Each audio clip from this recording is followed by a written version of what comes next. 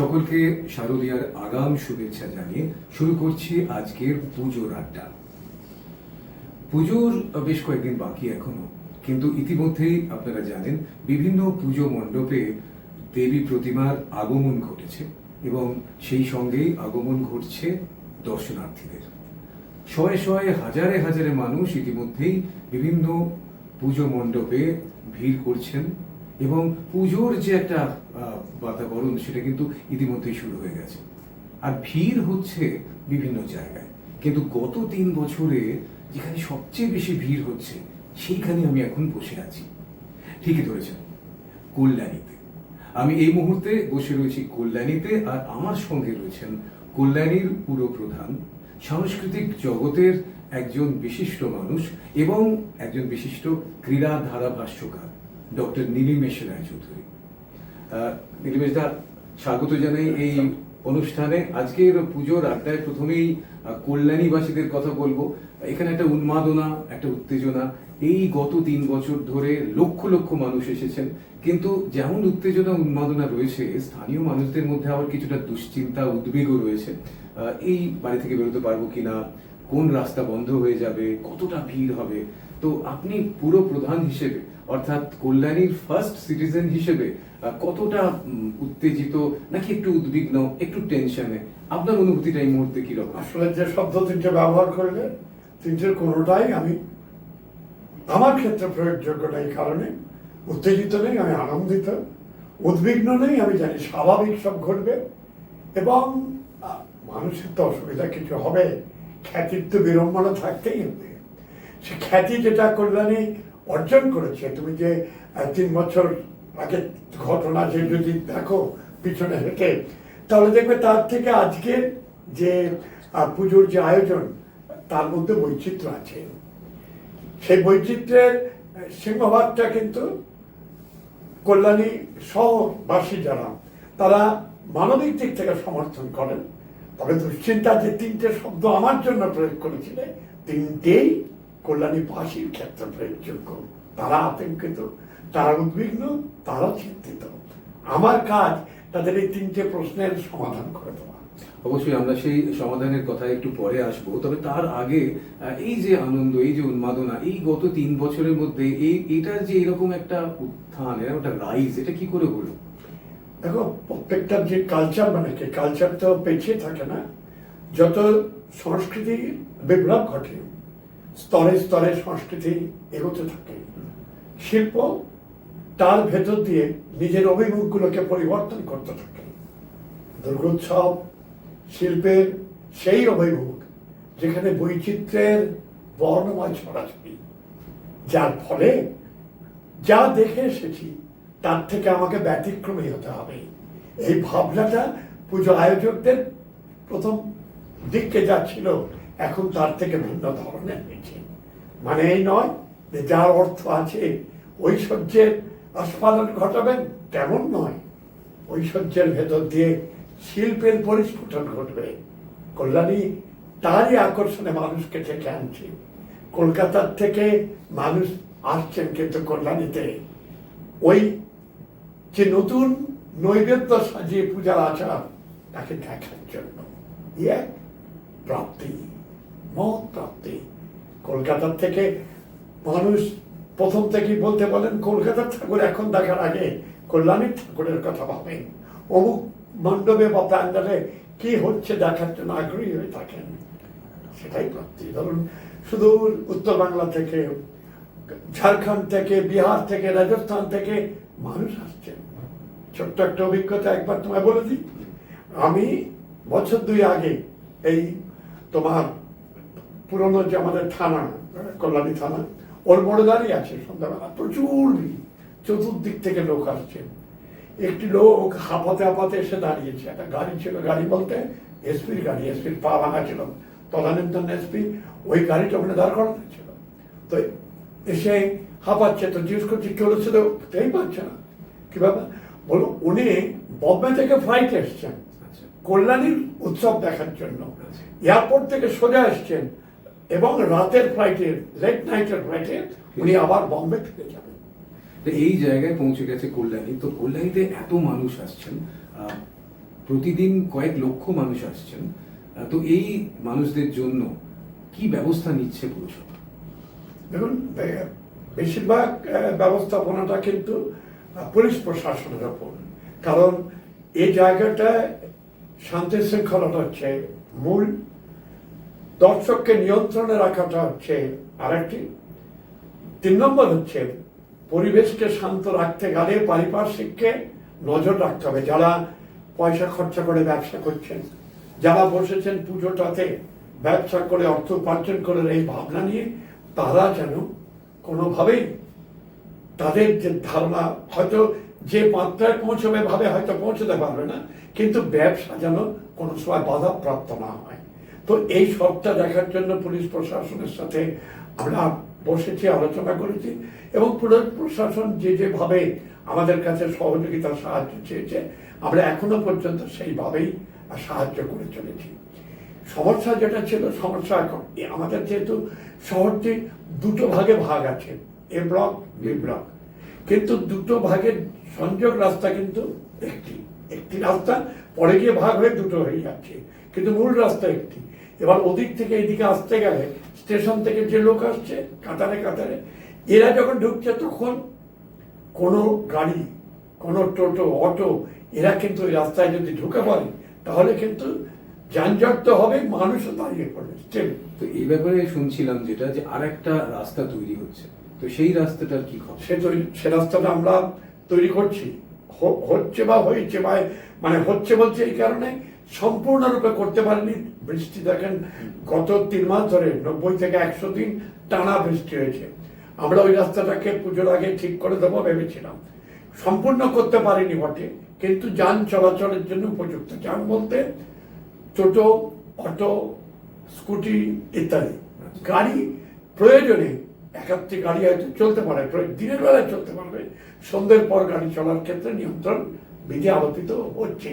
অর্থাৎ এই রাস্তাটা লেকের দক্ষিণ, এটা আসছে হচ্ছে জিআইএস কলেজ, জিআইএস কলেজের পাশ দিয়ে 2টি রাস্তা আছে, একটা স্কুলের, আর যেটা সেন্ট্রাল স্কুলের পাশ দিয়ে রাস্তাটা আসছে, এসে ডান দিকে ঘুরে আবার বাঁহাতে আমাদের 14 নম্বর মার্কেটের সোজাসুজি যে রাস্তাটা, সেই রাস্তা দিয়ে এসে 14 নম্বর বাজারের মুখে পড়ছে। ওই হলো একটা। অর্থাৎ ওই রাস্তাটা হলে একটা বিকল্প পথ থাকবে এই ব্লক থেকে বি ব্লকে আসার জন্য। থাকবে মানে আজকেও কিন্তু টোটো চলাচল শুরু হয়েছে, টোটো চলছে। আচ্ছা, এই যে চলাচল হচ্ছে, আবার চলাচল অনেক সময় বন্ধও হয়ে যায়, মানে নো এন্ট্রি হয়ে যায়, তো স্থানীয় মানুষদের এটা নিয়ে একটা এই রাস্তাটার ক্ষেত্রে নো এন্ট্রি সম্ভাবনা ওই রাস্তাটা নেই, কিন্তু বিভিন্ন জায়গায়, আমি স্টেডিয়ামের সামনে আজকেই দেখছিলাম নো এন্ট্রি। তো স্থানীয় যারা আছেন তারা হয়তো গাড়ি নিয়ে বেরোচ্ছেন বা মোটর সাইকেল নিয়ে বেরোচ্ছেন, তাদের অনেক সময় অসুবিধার সম্মুখীন হতে হয় বাড়ি ফেরার সময়। তো তাদের জন্য কি বিশেষ কোনো ছাড়পত্র, পাস, এরকম বিশেষ ছাড়পত্র আছে? যাদের গাড়ি আছে তাদের কার্ড দেওয়া হবে মানে পুলিশ প্রশাসন থেকে, যাতে সে ওই সময় গাড়ি নিয়ে বেরোতে পারে। কিন্তু একটা জিনিস ভাবতে হবে, কার্ডটা সাথে থাকলেই যে তুমি একেবারে রাত্রি পর্যন্ত ওইটা নিয়ে অনায়াসে চলতে পারবে তা কিন্তু নয়। এরকম ধরো 15টা লোকের কাছে যদি পাস থাকে আর 15টা লোক ওই রাস্তা দিয়ে যেতে চাইছে, তখন কিন্তু অসুবিধা যাচ্ছে। যতটা সম্ভব পুলিশ প্রশাসন বলছেন ওরা সহযোগিতা করবে কিভাবে পাঠিয়ে দেওয়া যাবে। আচ্ছা, আপনি তো দীর্ঘদিন কল্যাণীতে রয়েছেন, ছোটবেলাটা আপনার উত্তরবঙ্গে কেটেছে, আমরা সেই কথায় আসবো পরে, কিন্তু দীর্ঘদিন কল্যাণীতে রয়েছে, এবং কল্যাণীতে একটা অন্য পরিবেশে পুজো হতো, কমিউনিটি পুজো যেটা বলে, যে সবাই মিলে এসে খাওয়া দাওয়া করবে, দুপুরে সন্ধ্যেবেলা সাংস্কৃতিক অনুষ্ঠান হবে, তো সেগুলো অনেক জায়গায় এখনো হচ্ছে। তো সেটা কি কিছুটা এই এত লোকের মধ্যে কিছুটা বাধাপ্রাপ্ত হচ্ছে, মানে সেই যে ঐতিহ্যটা সেটা কি কিছুটা নষ্ট হচ্ছে বলে? আসলে কি জানো তো, দেখো সময়ের সাথে সাথে কিছু কিছু জিনিস মানিয়ে নেয় মানুষ। তুমি যেটা বলছো, আগেও একটা পাড়ার মধ্যে বসে খাওয়া দাওয়া হতো, সাংস্কৃতিক চর্চা হতো, এখনো কিন্তু হয়। যেখানে হতো সেগুলো কিন্তু অব্যাহত আছে। বলতে পারো সেখানে যে লোক আসতো দেখতে শুনতে, সেই সংখ্যাটা কমে গেছে, ভিড়ের জন্য আসতে পারছে না। কিন্তু কালচারের যে চর্চা, সেই চর্চা কল্যাণীর আগের যা ছিল আজও তাই আছে, একটা স্তরে এসছে। 70-এর পর থেকে রূপান্তর ঘটেছে। 70-এর আগে যে কল্যাণী, তখন মানুষের বসবাস ছিল খুব কম, তো মানুষের চাহিদাও তখন কম ছিল। ঠাকুর তখন একরকম ভাবে আদৃত হতেন। 70-এর পর থেকে বৈচিত্র্য আসতে থাকে ধীরে ধীরে ধীরে ধীরে। আজকে 2025-এ এসে তুমি 70-এর ঘ্রাণ কিন্তু পাবে না। 2025-এ পাবে আজকের আঙ্গিকার পাঞ্জাবি। কিন্তু তার জন্য যে পাড়ার পুজোগুলো তার নিজস্ব ভাবনা থেকে চ্যুত হয়ে গেছে তা কিন্তু নয়। তারা তাদের ভাবনার থেকেই পরিবেশের সাথে কিন্তু লড়াই করে। আপনি যে 70-এর কথা বললেন, 60-70 দশকের কথা যদি আমরা যাই, তখন কল্যাণীতে লোকের সংখ্যা খুব কম ছিল, কিন্তু কল্যাণীতে জনসমাগম তখনও দু একটা ঘটনায় ঘটেছে। যেমন 1954 সালে এখানে কংগ্রেসের অধিবেশন ঘটেছিল, যে কারণে কংগ্রেস রোড নাম হয়েছে এখানে। সেখানে পণ্ডিত নেহেরু আরো একবার সভাপতি হয়েছিলেন। তারপরে জাম্বুরি হয়েছিল, তারপর যুব উৎসব হয়েছিল। তো সেই রকম বেশ কিছু ঘটনা হয়েছে এবং প্রত্যেকটাই আপনি বেশিরভাগ ক্ষেত্রে আপনি দেখেছেন বা তার শরিক হয়েছেন। সেই সম্পর্কে আপনি একটু বলেন না কি? দেখুন, আসলে কল্যাণী তো বিধান রায়ের মানুষ কন্যা। যে ঘটনাগুলো তুমি বললে সবকটাতেই বিধান রায়ের প্রাথমিক স্তরে, বিধান রায়ের স্পর্শে কিন্তু এগুলো ঘটেছে। কংগ্রেসের অধিবেশন, পণ্ডিতজি ছিলেন, তখনকার কেন্দ্রীয় মন্ত্রিসভার বহু সদস্য ছিলেন, সংবিধান প্রণেতা বাবা সাহেব আম্বেদকর ছিলেন, তারা সবাই কিন্তু কল্যাণীতে এসেছেন। পদচিহ্ন পড়ে আছে তাদের। তারপরে যে বলছিলে জাম্বুরিতে একটা বিরাট আয়োজন ছিল। ভাবতেই পারা যায় না যে কল্যাণীর মতো জায়গায় ওই জাতীয় সমাবেশকে সংগঠিত করা যায়। তখন ফাঁকা জায়গা ছিল, অনেকটা এ ব্লকে হয়েছিল, ফাঁকা জায়গা, মানুষ উপভোগ করেছে জাম্বুরিটা। পরবর্তীতে এখন তো একটা স্টেজ, তোমার তো সর্বশেষে তুমি ডার্বি, তো ডার্বি তো দেখো পশ্চিমবাংলার মাটিতে যত যাই আয়োজন করো না কেন, ডার্বি হলো আয়োজনের দিক থেকে একটা শ্রেষ্ঠ জিনিস, সেটাও করে নিয়েছে কল্যাণী। আর কল্যাণী যত রকমের সাংস্কৃতিক অনুষ্ঠান হতে পারে, এমন কোনো নাট্য দল নেই, এমন কোনো অভিনেতা নেই বাংলার বুকে যারা অভিনয় করে শ্রেষ্ঠত্ব অর্জন করেছেন কল্যাণীর মঞ্চে অভিনয় করে যাননি। সংস্কৃতিতে এটাই কল্যাণীর প্রাপ্তি। আরো তুমি জানবে, মেলা, যত রকম মেলাতে সাংস্কৃতিক অনুষ্ঠান হয়, এই সাংস্কৃতিক অনুষ্ঠানগুলো কিন্তু মানে একটা সাংস্কৃতিক অনুষ্ঠান করতে হয় এভাবে নয়। এই সাংস্কৃতিক অনুষ্ঠান সাংস্কৃতিক বাতাবরণ তৈরি করে তার মধ্যে মানুষকে সম্পৃক্ত করে এই অনুষ্ঠানগুলো করা হয়। কোথাও বই উৎসব নামে, কোথাও বই মেলা নামে, কখনো বা সাংস্কৃতিক সন্ধ্যা নামে, এইভাবে চলছে। অর্থাৎ কল্যাণী কিন্তু তার নিজস্ব সত্তা থেকে 2025 মানে 70-এর আগে, 1970-এর আগে যা ছিল, 2025-এ এসে তার থেকে বিন্দুমাত্র বিচ্যুত হয়নি। কর্ষণে ঔজ্জ্বল্য বেড়েছে, আরো সমৃদ্ধ। আপনি 70-এর কথা বললেন আর ডার্বি ম্যাচের কথা বললেন, এই দুটোর মধ্যে একটা জায়গায় কোথাও একটা মিল খুঁজে পাচ্ছি। 70-এ মানে 73 সালে আপনি প্রথম ধারাভাষ্য দিয়েছিলেন আকাশবাণীতে, সেটা মোহনবাগান ইস্ট বেঙ্গলের ম্যাচ। সেটা ছিল ইস্ট বেঙ্গল মহামেডান স্কুল, অর্থাৎ একটা মিনি ডার্বি। আর এখন 2025-এ আপনি স্টেডিয়াম কমিটির চেয়ারম্যান হিসেবে এবং শহরের চেয়ারম্যান হিসেবে এইটাকে আপনি হোস্ট করলেন, এই ডার্বি ম্যাচটাকে। তো এই যে এই যাত্রাটা, এই 50 বছরের উপর হয়ে গেল আপনার ধারাভাষ্যের জীবন। তো সেই প্রথম দিন কথা মনে হয়, আমি যদি ভুল না করি, অজয় বসুর সঙ্গে আপনি করেছেন। না, প্রথম দিন অজয় দা ছিলেন না, আমার প্রথম দিন ছিলেন কমল ভট্টাচার্য আর সুকুমার সমাজপতি। আর আমি অজয় দার সাথে আমি প্রথম কমেন্ট্রি করি ইস্টবেঙ্গল এরিয়ান্স ম্যাচ। তারপরে তো ক্রিকেটে একাধিক, ফুটবলে একাধিক, টেবিল টেনিসে করেছি, ভলিবলে করেছি, খোখোতে করেছি, কাবাডিতে করেছি। অজয় দার সাথে প্রচুর ধারাভাষ্য আমি দিয়েছি। মানে আমারও সৌভাগ্য হয়েছে আপনার সঙ্গে ধারাবিবরণী দেওয়ার।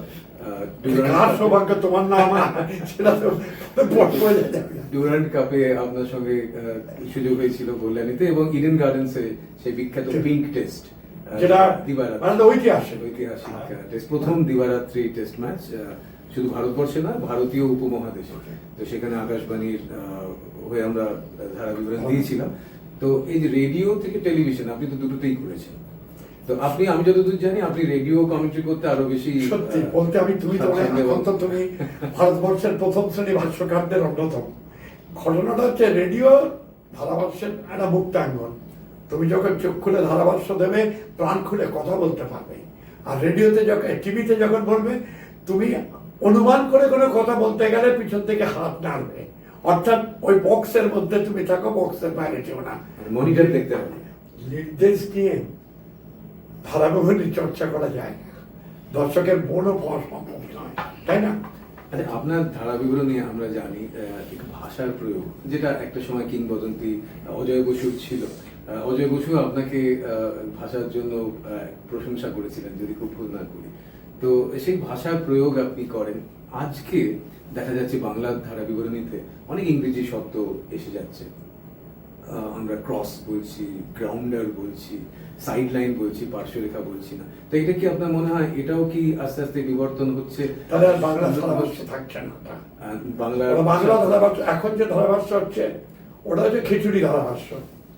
আপনি একটা ইংরেজি শব্দ ব্যবহার করছেন, সেই ইংরেজি যে ধারাভাষ্য আপনি বাংলার প্রতিশব্দ হিসাবে ব্যবহার করছেন, বাংলা ওজনদার একটা শব্দ ব্যবহার করেছেন, আর একটা হালকা ইংরেজি শব্দ ব্যবহার করলেন, ভাষাটাকে নামিয়ে দিলেন।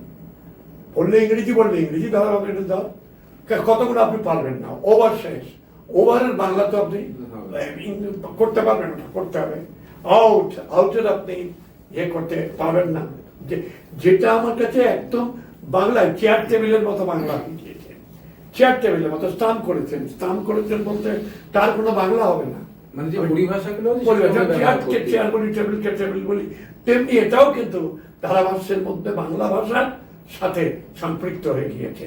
কিন্তু তুমি যে বলছিলে গ্রাউন্ডেড, মানে শব্দগুলোকে একেবারে ইংরেজি প্রতিশব্দের মধ্য দিয়ে বার করা, সেটা আমার মনে হয় শ্রোতার চোখে মানে কানে লাগে, সেটা ভাষাটাকেও খানিকটা দুর্বল করে দেয়। আমরা আবার পুজোর কথায় ফিরি। আপনি একদিকে যেমন প্রশাসক, আবার আরেকদিকে পুজো উদ্যোক্তা। যেটা একটা পুজো হয়, যেটা এখন মানে সাধারণ মানুষের কাছে এটা নির্বেশদার পুজো হিসেবে পরিচিত। তো সেখানে আপনাদের বিভিন্ন থিম হয়, আমি দেখেছি, একটু অন্য ভাবে আপনারা ভাবেন। এই পুজোটা সম্পর্কে একটু বলুন। আমি তোমাকে প্রথমে একটু প্রতিবাদ করে রাখি, পুজোটা নির্বাচন নয়, পুজোটা হচ্ছে সাতের পল্লী। না, লোকে বলে, তোমার প্রতিবাদ না, লোকের বক্তব্যের প্রতিবাদে বলছি। যে বলে, আমি বলি এটা সাতের পল্লীর পুজো। ঘটনাচক্রে আমি পুজোর উদ্যোক্তাদের একজন। তো আমার প্রথম থেকেই একটা বিশ্বাস যে পুজোটাকে যদি আমরা একটা থিমের ভেতর দিয়ে একটা কাঠামো তৈরি করি, সে থিম যদি মানুষের গ্রহণযোগ্য হয়, তাহলে কিন্তু তার একটা প্রচার আছে। সার্বিকভাবে যে পুজো হয় এক একটা বড়ভাবে, সেটা ঠিক আছে, সেটা তো স্বাভাবিক পুজো, সেইভাবেই ইয়ে করি। তাতে প্রথম আমরা যখন এই তোমার থিম পুজো করি, আমরা ধানের প্যান্ডেল করেছিলাম, বাংলিশ পুরো প্যান্ডেলটা ধানের। আজও লোকে কিন্তু ওই ধানের প্যান্ডেলে প্রশংসা করে। তারপর বিভিন্নভাবে আমরা এক একটা আঙ্গিকে করেছি। এখন তবে এবার আমার হচ্ছে মুখোশের আড়ালে মুখোশ। এই এখন এটা কি মুখোশ বলতে, এখন মুখোশ থেকে তো ব্যাখ্যা করতে হবে। সেই ব্যাখ্যা করতে গেলে মানুষ দেখলে বুঝতে পারলে খুব ভালো। মুখোশের আড়ালে মুখোশ মানে কি, তুমি আমি সবাই মুখোশ পড়ে আছি, তোমার হৃদয়ের কথা সম্পূর্ণটা ব্যক্ত হয় না, হৃদয় থেকে যায়। তোমার উপলব্ধি সেটাও তুমি ব্যক্ত করতে পারো না, কারণ পরিবেশের সাথে তোমাকে মানানসই হয়ে উঠতে হয়। এটাই হলো সভ্যতার প্রাপ্তি। নিজেকে নিজেকে নিজেকে গুটিয়ে রাখো, পরিবেশের ভাবনার সাথে নিজেকে মিশিয়ে দাও। সেটা তো মন নয়, মনটা তো আলাদা, তার চর্চা আলাদা, তার ভাবনা আলাদা, তার প্রকাশ আলাদা। তাই থিমগুলো সেই ধরনের প্রকাশের মধ্য দিয়ে বেরিয়ে আসবে। আপনার পুজোতেও তো আমি দেখেছি পাশে মঞ্চ থাকে, সেখানেও সাংস্কৃতিক অনুষ্ঠান হয়। তা আপনি নিজেও তো সাংস্কৃতিক অনুষ্ঠানে বিভিন্ন জায়গায় আপনি নাটক করেছেন, আবৃত্তি করেছেন, আপনার কাছে অনেকে আবৃত্তি শিখেওছে। তো একটু আমাদের আজকের এই আড্ডায় একটু দু লাইন আবৃত্তি বা কোনো নাটকের সংলাপ যদি আমরা একটু শুনতে পাই। আসলে আপত্তি নেই করতে, কারণ আমারটা তো এই বয়সে আমি করছি, সেটা তো আমার যখন এই আবৃত্তি বা নাটক করার উচিত, সেই সময় শুনে থাকলে একরকম। তো আজকে আমি আমার মতন করে বলি। হ্যাঁ, অবশ্যই। এই দু চার লাইন আর কি। জীবনানন্দ দাশের বনলতা সেন। হাজার বছর ধরে আমি পথ হাঁটিতেছি পৃথিবীর পথে, সিংহল সমুদ্র থেকে নিশীথের অন্ধকারে মালয় সাগরে অনেক ঘুরেছি আমি, বিম্বিসার অশোকে ধূসর জগতে, সেখানে ছিলাম আমি আরো দূর অন্ধকার বিদর্ভ নগরে। অসাধারণ, অসাধারণ। আপনার নাটকও অনেকে দেখেছেন, খুব ভালো লেগেছে। আজও এই বয়সেও আপনি এতটাই অ্যাক্টিভ। মোহাম্মদ, তুমি কি ভেবেছ আমি বৃদ্ধ শাহজাহান বটে, কিন্তু আমি সম্রাট শাহজাহান। কে আছিস আবার বললো আমার তরবারি?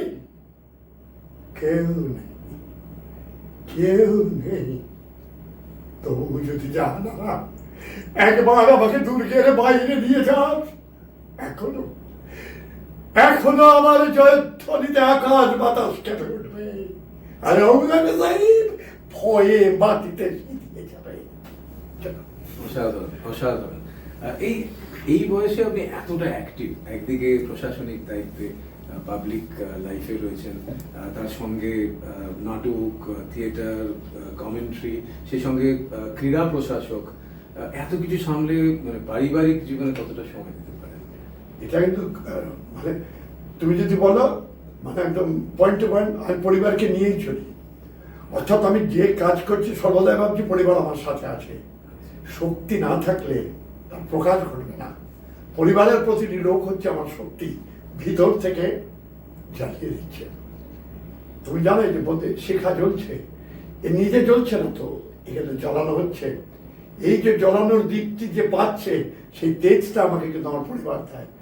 এটা এই নয় ভেবে না যে পরিবারের জন্য সময় দিচ্ছে না, তাই বোধহয় একটু পরিবারকে তা না। পরিবার মানে আমার স্ত্রী যদি আমার পাশে না থাকতো, আমি এখানে আসতেই পারতাম না। এখন ছেলেরা বড় হয়েছে, বৌমারা হয়েছে, এরা প্রতিস্তরে আমার জন্য নজর রাখে। আমার শরীরটাকে টিকিয়ে রাখা তো একটা পরিবেশের মধ্যে রাখতে হবে, এরা সেইভাবে। এখনো 2 পিস করে মাংস খেতে দেয়, খাসির মাংস। ওই খাসির মাংস খেতে দেয় বলে আমার তেজ আছে, ঠিক আছে, মিষ্টিও খাই, সবই খাই, কিন্তু পরিমিত। পরিবার আছে, পরিবার আস্তে আস্তে জড়িয়ে নেই। পরিবারের সঙ্গে ঠাকুর দেখতে যাওয়ার সুযোগ? একদম একদম সুযোগ পেলে যে পাই না, এই ছেলেরা কখনো কখনো তাদের বন্ধু বান্ধব নিয়ে ছিটকে যায়, কিন্তু চেষ্টা করে একাধ দিন। ছেলে কোনদিন আমার ছোট ছেলে গাড়ি না চালালে হয়তো রাত্রিরে বেরোতে পারছি না, তখন বড় ছেলে তার পরিবার নিয়ে বেরোই। ঠাকুর আমরা একসাথে দেখি, 3 দিনে 2 দিন যাবোই রাত্রিবেলা, যত রাত হোক আর কি। আচ্ছা, আমার নাতনি আছে না, ওই নাতনির আকর্ষণেই আমাদের এখন সবকিছু করতে হয়। একটা সমস্যা মানে আমিও ফেস করেছি, পুজোর সময় কোনো খেলা পড়লে সেখানে ধারাভাষ্য দিতে যাওয়া, এমন ঘটনা ঘটেছে আপনার? ঘটেছে মানে শিলিগুড়ি গেছি, পুজো, আমাকে কমেন্ট্রি করতে হবে। সেটাও কিন্তু আইদার মনস্ফটিক হয়ে একটা পুজোর সময় মানে গেল বলে এক্সিবিশন হচ্ছে কোথাও। তখন আকাশবাণী থেকে ফোন করেছে যে আসতেই হবে, আর তখন তো মানে ইয়ে ছিল, মানে কমেন্ট্রি করবো এই ভেবে চলে এসেছি, কমেন্ট্রি করেছি, আবার চলে গেছি। আমার ধরো আমি যখন টেস্ট ম্যাচ করছি ইন্ডিয়া অস্ট্রেলিয়া, যেটা ইন্ডিয়া অস্ট্রেলিয়াকে জেনে হারালো, ইয়ে ভাজ্জির হ্যাট্রিক, ওটা আমার 3টে বলই আমার। এবার রাহুল দ্রাবিড়, রাহুল দ্রাবিড় আর ভিভিএস লক্ষ্মণ, তো ওইটাই আমি কমেন্ট্রি করে ইয়ের থেকে বেরিয়েছি, খবর হলো আমার দাদা মারা গেছে শিলিগুড়ি, তো আমাকে যেতে হবে। পরের দিন 5th ডে ইন্ডিয়া জিতলো যদি, আমি এটা 4th ডে ইভিনিং বলছি, তো আমাকে ছেড়ে চলে যেতে হবে, 5th ডে কমেন্ট্রি করতে পারলাম। এই ধরনের সমস্যা তো হয় অনেক সময়, যারা বিশেষ করে যারা লাইভ থাকেন, মানে যারা পারফর্মার হন, তাদের এই সমস্যাটা থাকে। তো আমরা আবার একটু পুজোর আড্ডা, পুজোর কথায় ফিরি। এবার মানে সাধারণ মানুষের জন্য, কল্যাণীবাসীর জন্য এবং যারা আসছে তাদের জন্য আপনার যদি একটা বার্তা, সেটা দেখুন, বার্তা তো সেইভাবে দেওয়ার কিছু নয়। বার্তা হচ্ছে শারদোৎসব ভালোভাবে কাটুক, পুজোর যে কদিন কল্যাণীর অতিথি হয়ে থাকবেন, আসবেন যাবেন, অতিথি শব্দটা ভুলে যাবেন। কল্যাণী শহরটা আপনার ভেবে কল্যাণী পরিক্রমা করবেন, ঠাকুর দেখবেন, পরিবেশ দেখবেন। কল্যাণী যদি কিছু দিয়ে থাকে সেটা হৃদয় গ্রথিত করবেন। ত্রুটি যদি থেকে থাকে পৌর প্রধান হিসেবে আপনাদের কাছে ক্ষমা প্রার্থী। উৎসব করতে গেলে উৎসবের গায়ে তো কিছু সেটা থাকে, কারণ কোলাহলের মাধ্যমেই একটা উৎসবকে প্রকাশ করতে হয়। শহরবাসীর কাছে আমার নিবেদন, আপনাদের উপস্থিতি কল্যাণীর গর্ব বাড়িয়েছে, কল্যাণীকে প্রতিষ্ঠিত করেছে ভারতবর্ষের বুকে, পৃথিবীর বুকেও। কারণ জানবেন, আপনারা সাহায্য করেছেন বলেই করোনার সময় কল্যাণীর মাঠে 100টা ম্যাচ খেলা হয়েছে স্টেডিয়ামে, ফ্লাড লাইটের আই লিগের ম্যাচ, একদম আই লিগের ম্যাচে। এবং এর জন্য যে গর্ব ফিফা করেছে যে কল্যাণীর পরিসরে, সেটা সম্ভব হয়েছে কল্যাণীর মানুষের সহযোগিতা ছিল বলে। আজকে পুজো নিয়ে যে রমরমা অবস্থা, কল্যাণীকে সব সম্পদ থেকে উঁচুতে তুলে রাখার যে ব্যবস্থা, তাতে আপনারা গর্বিত বটেই। জানবেন তো, খ্যাতির তো বিড়ম্বনা আছে। আগে যেটা বলছিলাম, যেটুকু ত্রুটি, যেটুকু সংযোগ, সবটাই ওই খ্যাতির বিড়ম্বনা হিসেবে মাফ করে দেবেন। পৌর প্রধান হিসেবে অনেক চেষ্টা করেছে এই গর্ত, রাস্তায় গর্ত করে খুঁটি পুঁতে লাইন সারিবদ্ধ করে দেওয়া, কিন্তু অভিমান হয়েছে, রাগ হয়েছে পুলিশ প্রশাসনের উপর। কিন্তু এও বুঝতে পারি তাদের তো বিকল্প ভাবনা ভাবতে হবে। বিজ্ঞান এগোচ্ছে, এখনো পথকে গর্ত করে যদি বাস পুঁততে হয়, এটা তো বিজ্ঞানের কাছে পরিহাস। এই পদ্ধতি কিন্তু আগামী দিনে প্রশাসনকে ভাবতে হবে, পুজো সংগঠকদের সচেষ্ট থাকতে হবে। কারণ দেখুন, এই পুজো শেষ হবে, আমরা পৌরসভা নেমে পড়তে হবে। আজ যে কটা দিন পুজো হবে, পুরো পৌরসভার কর্মচারীরা, বিশেষ করে স্যানিটারি ডিপার্টমেন্ট, জলের ডিপার্টমেন্ট, বিদ্যুৎ ডিপার্টমেন্ট, এদের ছুটি নেই। এরা প্রত্যেকটা সময় এরা পৌরসভা পরিষেবা দেওয়ার জন্য থাকতে হচ্ছে, মানে পান থেকে চুন খতরার উপায় নেই। আর জানবেন, পুজোর সময় কল্যাণী শহরটা একটা বৃহত্তর টয়লেটে পরিণত হয়ে যায়। সেই কথাতে আসছে, এরকম কি কোনো ভ্রাম্যমান শৌচাগার আছে? আমাদের শৌচাগার আছে, ভ্রাম্যমান শৌচাগার আছে, আমাদের স্থায়ী শৌচাগার আছে। সমস্যা হলো, যারা আসছেন লক্ষ লক্ষ লোক, তারা দেখছেন শৌচালয় লেখা আছে এখানে কমিট নো নিউসেন্স, কিন্তু ওটাকে উপেক্ষা করে তার যে স্বভাব, আমি বলি এগুলো স্বভাব, এটার থেকে মানুষ বেরোতে পারে না, সেই স্বভাব বসতে হচ্ছে। দেখবেন একাদশীর পর দ্বাদশীর দিন থেকে আমাকে পুরো টিম নিয়ে রাস্তায় বেরোতে হয়। আমরা কল্যাণীকে কেন, আমরা চিন্তা ভাবনা এর থেকে এসছে কি আমাদের, আমরা যে ইনফ্রাস্ট্রাকচার ডেভেলপ করছি, পুজোকে কেন্দ্র করে কিন্তু ইনফ্রাস্ট্রাকচার ডেভেলপমেন্টের বিষয়টা ভাবনা চিন্তা হয়েছে। আজ কল্যাণী পৌরসভা তার যে ইনফ্রাস্ট্রাকচার ডেভেলপমেন্ট করেছে, কোনো পৌরসভাতে এ জাতীয় যন্ত্রপাতি নেই।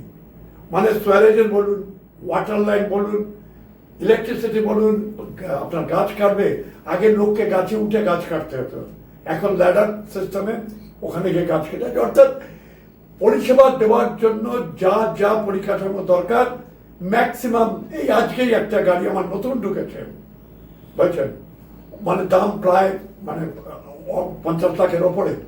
তো সেইটা রাস্তা ক্লিন করবে, রাস্তা যে ক্লিন করবে, যে ঘাসগুলো আছে ঘাসগুলোকে কেটে কেটে নিয়ে যাবে, তার সাথে সাথে ময়লা শাক করে ফেলে দেবে। তো এই সব মেশিন আছে, চালাতে গেলে একটু এই টেকনোলজিতে অভ্যস্ত কর্মীকে দরকার। আমাদের তো সেই কর্মীদের সেই সময়টা দিতে হবে, যাতে তার সাথে অ্যাকোয়াইন্টেড হতে পারে, হয়ে এটা যাতে সে করতে পারে। আরেকটা কথা জিজ্ঞেস করবো এই পুজোর সংক্রান্তই, পুজো ট্যুরিজম, এটাও তো একটা দিক, এবং এখানে যা শুনছিলাম বহু হোটেলে ঘর পাওয়া যাচ্ছে না, প্রচুর লোক আসছেন, তাই পুজোর ট্যুরিজমটাকে প্রমোট করার জন্য কিছু ভাবছেন? পুজোর ট্যুরিজমকে প্রমোট করতে গেলে হবে না, হচ্ছে। আমি তুমি প্রমোট করাটা একটা লাইন, আর তুমি যে সিস্টেমে প্রমোট করতে বলো সেটা আর একটা জিনিস। এখন কিন্তু পুজো মানে দেখো, রাস্তা তুমি চলতে পারো, সব দোকান, প্রচুর দোকান, এবং এক একটা দোকানের কিন্তু অর্থ উপার্জন কিন্তু কম নয়। এবার তুমি যদি ইন্ডিভিজুয়াল ইন্টারভিউ নাও, তুমি দেখতে পাবে তাদের কাছে কিন্তু কেউ নয়, মানে কেউ কম কিছু হচ্ছেন তা নয়, প্রতিদ্বন্দ্বিতা চলছে। বিরিয়ানি কি বিক্রি হয় তুমি জানো? তোমার আইডিয়া হতে পারে কত হাজার বিরিয়ানি প্যাকেট, লাখের ওপরে বিরিয়ানি কল্যাণীতে বিক্রি হয়। আর তার জন্য দোকান কিন্তু একাধিক দোকান, একটা দোকান হচ্ছে নয়, সবখানে বিরিয়ানির দোকান। খুব সহজে খুব তাড়াতাড়ি পরিবেশন করা যায় তাই। খাওয়া নিয়ে যে মানুষের খুব ক্ষোভ যে কোয়ালিটি বাজে, অসুস্থ হয়ে পড়েছে, ঈশ্বরের কৃপায় এখন পর্যন্ত সেরকম জায়গাটাতে আমরা যাইনি। এবং কল্যাণী শুধুমাত্র পুজোর জন্য না, এই খাওয়ার ব্যাপারেও মানে এই মুহূর্তে একটা ফুড হাব। বহু লোক শুধু পুজোর সময় নয়, বিভিন্ন সময় আসেন। কোন হাব নয়, তোমরা বলছো এডুকেশন হাব, তোমরা বলছো হেলথ হাব, তোমরা বলছো স্পোর্টস হাব, তো খাওয়াটাও একটা হাব। তার মানে কি, কল্যাণী একটা পরিপূর্ণ শহরে রূপান্তরিত হয়েছে। কলকাতা একটা টোটাল হাব, মানে টোটাল। কিন্তু তুমি কলকাতায় শ্যামবাজার থেকে বালিগঞ্জের কোনায় না গেলে একটা ভালো, তুমি একটা জিনিসকে টার্গেট করেছো, ওটা বালিগঞ্জে গিয়ে খেতে হবে, কিন্তু কল্যাণী সেন্টার পর ঘুরলে খেয়ে নেবে। কোয়ালিটি কি হবে সেটা পরে ব্যাপার, কিন্তু তুমি পেয়ে যাবে। তো কল্যাণীর এই চর্চাটা কিন্তু আছে, মানুষের চাহিদা আছে বলে। অবশ্যই তোমাকে মাথায় রাখতে হবে, কল্যাণীর মানুষ কিন্তু সুন্দরের উপাসক। ভালো যেখানে আছে কল্যাণীর মানুষ ঠিক খুঁজে বার করে নেবে। ফুলের মধ্য থেকে বড় হয়েছে, তো সবুজ ঘাস থেকে বড় হয়েছে, এদের মধ্যে সবটাই কিন্তু সংগঠিত চিন্তা, সৌন্দর্যের চিন্তা। তাই এত ক্রোধ দেবে পুজো টুজো নিয়ে, তবুও কিন্তু মানে সেইভাবে আমাদেরকে বিব্রত বা পুলিশ প্রশাসনকে বিব্রত করছে না। অবশ্যই সুন্দর শহর, সৌন্দর্যের শহর, এবং আমরা আশা করব এই শহরের সৌন্দর্য কোনোভাবেই বিঘ্নিত হবে না। যদিও বহু মানুষ আসছেন এবং স্বভাবতই কিছু সমস্যা থেকেই যায়। আমরা এখন তো জানি সীমিত ওভারের ক্রিকেট হয় এবং সেখানে শেষের দিকে স্লগ ওভার হয়, অর্থাৎ র্যাপিড ফায়ার একটা কয়েকটা ওভার থাকে। তো আমরা এই আমাদের আড্ডায় যেটা র্যাপিড ফায়ার রাউন্ড রেখেছি, একদম ছোট ছোট প্রশ্ন আর এক কথায় উত্তর, মানে অর্থাৎ এখানে পাস করা যাবে না উত্তর। কয়েকটা প্রশ্ন করি। পুরনো কল্যাণী অর্থাৎ সেই সুন্দর সিরিন কল্যাণী, নাকি আধুনিক গতিময় কল্যাণী?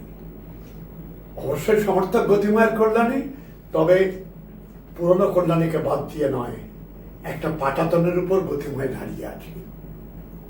প্রশাসক না ধারাভাষ্যকার নাকি অভিনেতা? প্রথম ধারাভাষ্যকার, তারপর অভিনেতা, তারপর প্রশাসক। প্রশাসকটা 3 নম্বরে।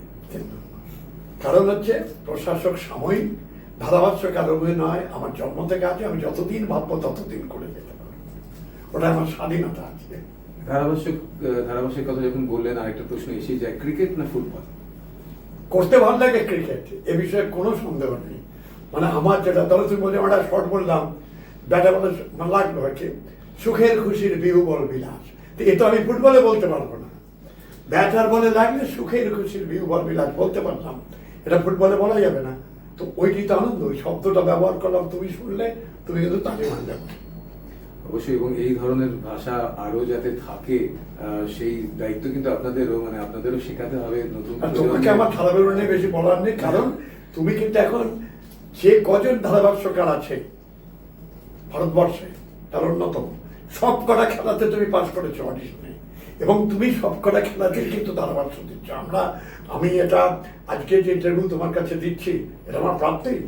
আর তুমি যতই আমার পরের প্রজন্মের হও না কেন, কিন্তু এই প্রজন্মের সেরা ভাষ্যকার, আগের প্রজন্মের আমি বলি সবচেয়ে নিকৃষ্টতম ভাষ্য মানে ধারাভাষ্য। অন আ সিরিয়াস নোট, আপনার কিন্তু এই ধরনের ভাষার প্রয়োগ পরবর্তী প্রজন্মের ধারাভাষ্যকারদের শেখানোর দরকার, সেটা কিন্তু তারাও অবশ্যই আশা করে, না হলে কিন্তু ওই 5 মিশালি ভাষা হয়ে যাচ্ছে। এবারে বিরিয়ানির কথা বললেন, ফ্রাইড রাইস না বিরিয়ানি? ফ্রাইড রাইস, মানে আমার কাছে দুটোই কাটা, তার মধ্যে বললে ফ্রাইড রাইস। আচ্ছা, আর মাটন না চিকেন? মাটন। আর এবার একটু একটা জিনিস নিয়ে যেটা আলোচনা হলো না সেভাবে, সেটা হচ্ছে আপনি তো আগে উত্তরবঙ্গে ছিলেন, পাহাড়ে ছিলেন, দার্জিলিং এ ছিলেন, তো সেই সম্পর্কে একটু শুনবো। তবে তার আগে এটা বলি, বেড়ানোর সঙ্গে বাঙালিদের একটা সম্পর্ক রয়েছে, ওতপ্রোত সম্পর্ক। আপনার কোনটা ভালো লাগে, পাহাড় না সমুদ্র? পাহাড় ভালো লাগে। পাহাড় বিকল্প নেই। তার কারণ কি ছোটবেলায় কেটেছে বলে? না না না না, আমি যদি রবীন্দ্রনাথের হিমালয় দর্শন পড়েছি, হিমালয়, রবীন্দ্রনাথের হিমালয় ভ্রমণ আকর্ষণ করলো কি করে? রবীন্দ্রনাথ তো লেখেনি গঙ্গা ভ্রমণ, রবীন্দ্রনাথ তো লেখেননি যমুনা ভ্রমণ, হিমালয় ভ্রমণ। তার মানে রবীন্দ্রনাথকে হিমালয়টা আকর্ষণ করেছিল, পাহাড় আকর্ষণ করবে তার হাত। তুমি একটা সমুদ্রের ধারে পৌঁছে যেতে পারবে, পাহাড়ের ধারে পৌঁছতে পারবে না, অথচ দূর থেকে মনে হবে পাহাড় তোমার নাগালের মধ্যে আছে। আমরা এই আড্ডা আরো চালিয়ে গেলে আনন্দ পেতাম, কিন্তু আজ এখানে থামতে হচ্ছে। যদিও আপনার সঙ্গে এই কথোপকথন যতক্ষণ করা যায় ততক্ষণ ভালো লাগে, আমরা সমৃদ্ধ হই, যারা দর্শক তারাও সমৃদ্ধ হন। আজ আমরা এখানে থামবো, তবে আবার কোনো সময় নিশ্চয়ই এই ধরনের আড্ডায় আমরা বসবো। এবারের পুজো খুব ভালোভাবে সকলের কাটুক, এবং এবার কল্যাণীতেও পুজো খুব ভালোভাবে হোক, এবং সকলে আমরা যারা কল্যাণীতে রয়েছি আমরা খুব শান্তিপূর্ণভাবে এবং আনন্দ করে কল্যাণীতে পুজো কাটাবো, এই আশা নিয়ে আজকের আড্ডা শেষ করছি। অনেক অনেক ধন্যবাদ। আপনাকে ধন্যবাদ, নমস্কার।